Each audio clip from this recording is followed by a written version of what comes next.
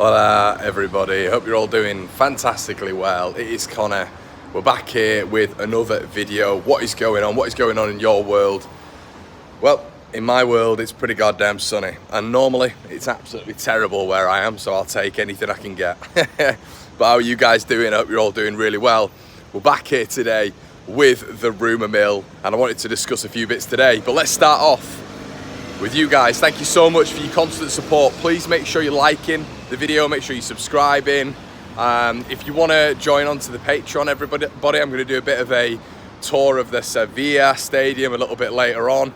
Something a little bit different, and you know, I try to put different things on the Patreon as well. £4 a month really helps the channel as well. So yeah, a little bit of bonus content there if you fancy that later on. So you might even catch me buying a Sevilla shirt, although it is in red, but it's gorgeous. It's a gorgeous kit, but the Real Betis top is another one of which it's got a lovely collar, a bit retro. You can probably wear it out with your friends, trying to decide which one. Now, let me take you a little bit down memory lane. When I was 18 years old, my dad took me out to Rome to watch Lazio versus Roma. Mega trip, unbelievable. And he thought that the working class side of the city was Lazio. But then afterwards we figured out that the working class side of the city was actually Roma. Roma are the Romans in the city centre. Lazio are the suburbians. So I'm not going to make the same mistake again here of getting a Seville top, I don't think, because Sevilla are the side of which wealth is a big thing, and Real Betis is the working class team. So I'm going to stick with it now. I am working class myself. So we're gonna go with that instead. I think the working class club. Anyway, enough waffle. But yeah, if you want to sign up to that, you can do, everybody. Liam Cooper is set to reject a Leeds United deal, according to several reports. Leeds have put a deal on the table for the Scottish international, and it looks like Cooper is set to reject it. And his pastures are going to be a little bit new, which is going to be fascinating to see, really, where he goes, where he ends up. I mean, he could definitely get football anywhere in the Championship, in my opinion, apart from probably the top 4 clubs, and that includes Leeds United and the 3 demoted sides. I think Cooper's experience, and I think, you know, his characteristics and all that sort of good stuff that we always talk about in footballers, non-negotiables, are going to be massive somewhere else. And I think he'll get more games. He's going to get more games, especially if Leeds are able to bring back Verba. You know, if Leeds bring back Verba, it's another left footer on the payroll, if you will, and part of the club. Strauch's there as well. It's another left footer. I just don't really see him being part of that balance at the back, which is a shame. The big thing for Leeds is going to be replacing that experience. You know, we're hearing consistently that it's not going to be a big summer for Leeds in terms of incomings. So it's all about managing those outgoings, but managing them in the right way and in a positive way. So fascinated to see this one, because the fan reaction is going to be interesting again, because, you know, letting go of someone of Cooper's stature is going to be difficult to replace. It is, and not in terms of football and ability, but in terms of that leader off the pitch. It's going to be tough to replace, but it is what it is. Let me know what you guys think on Liam Cooper leaving the club in the comment section below. Glen Kamara, this one isn't going away. Get French football news. We've had on the channel previously. We might try to get on the channel again, reporting again, and I keep saying that word, that Rennes are essentially in pole position. They're in pole position to sign the individual, Glen Kamara, that being. And Italian reports are suggesting that Roma actually have an agreement in place with Leeds United to sign Kamara. Now, there is a lot of conflicting reports here.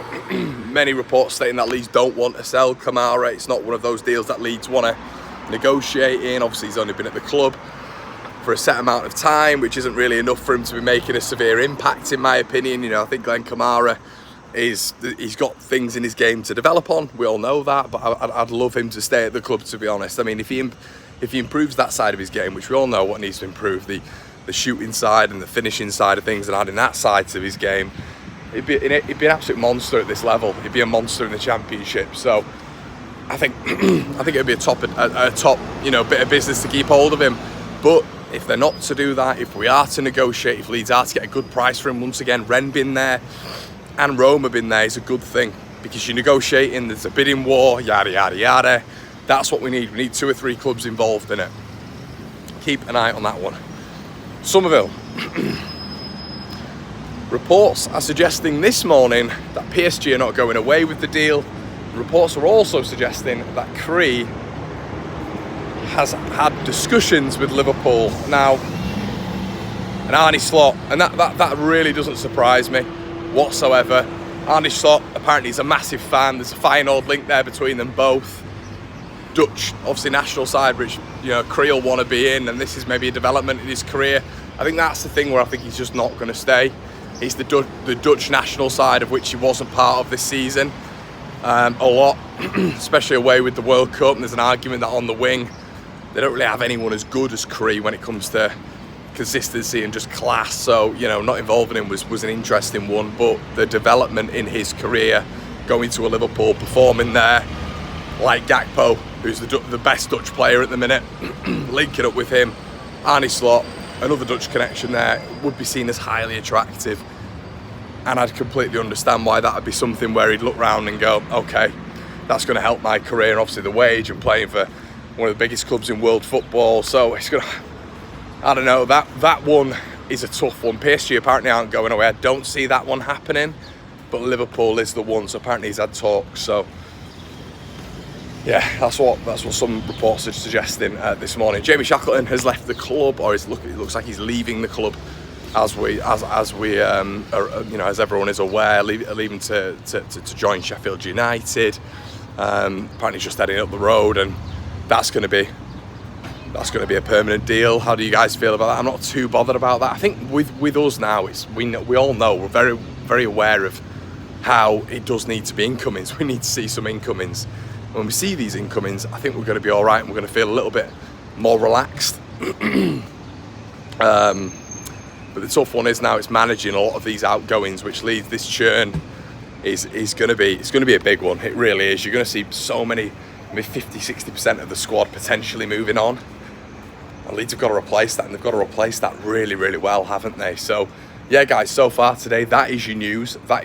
And keep an eye on Rutter as well. Brighton, I said, to be considering another bid for him. Now, once again, Leeds won't. When it comes to the books, when it comes to financial status, Leeds bought him for what, 35 million quid. They will not want to be making a loss on that. It doesn't look good against the books. They'll want to make profit. Because obviously we're constantly thinking about the books nowadays. We all have to be accountants. So yeah, Leeds will not want to be making a loss on the books. They also don't want to lose a fantastic player. But if Brighton go up to 35, 37, 38 million, it's once again, what do the club do? This is where I'm at with it, really. Like, what do they do? Do they keep rejecting? Reject. I'm a little bit like, man, I just don't know if it's realistic. This is the thing, we've got so many assets who have performed so highly last season, and whatever you think about Rutter and maybe even Summerville, a lot of it is indicative of the price they will go for. If they go for mass money to a good Premier League club or a good top club in Europe, your perception on that player is probably wrong because the rest of Europe, or many top clubs in Europe, are looking at that player and thinking, wow. And Rutter is special. I do think he's special. There's just something about him which, if you tweak that, I think he's going to be a top player. So let me know what you think in the comment section below, everybody. It feels like things are moving a little bit now. Feels like the local journalists are struggling to get news as well, because the Niners are keeping it close and keeping it locked in. But fascinating to see what you think, everybody. Let me know what you think in the comment section below, as always. And yeah, I'll see you in a bit. Cheers.